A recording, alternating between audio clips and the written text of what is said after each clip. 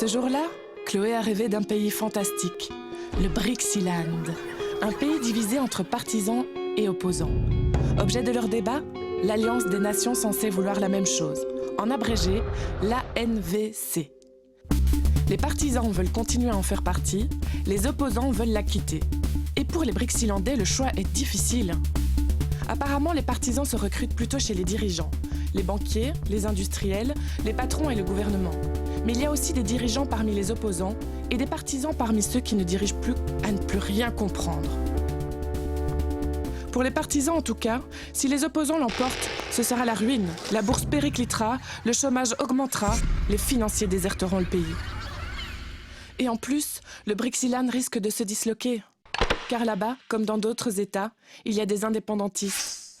Ici, ce sont les Skogsilandais. Habitants du Skogsiland, petite nation très attachée à la NVC et à ses valeurs.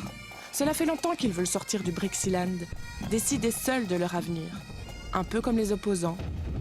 Car les opposants, ils en ont marre. Marre des normes écologiques, des réglementations, de la bureaucratie.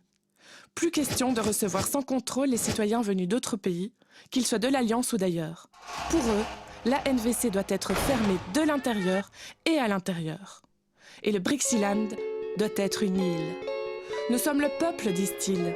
Les autres, ce sont les riches, l'establishment, les multinationaux. Ce sont les grandes banques, ceux qui ont eu la belle vie ces dernières années.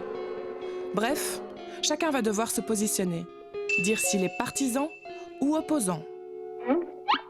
À l'extérieur, on est sceptique. Certains sont partisans des opposants, d'autres partisans des partisans. Les dirigeants, même le président des États-Unis, soutiennent les partisans.